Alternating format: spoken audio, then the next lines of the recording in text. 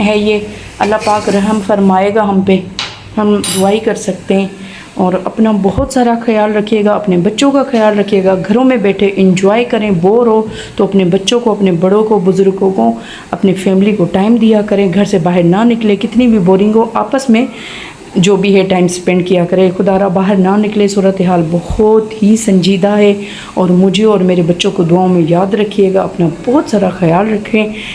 चलें जी, अब दें हमें इजाज़त। Thanks for watching. अल्लाह हाफिज़।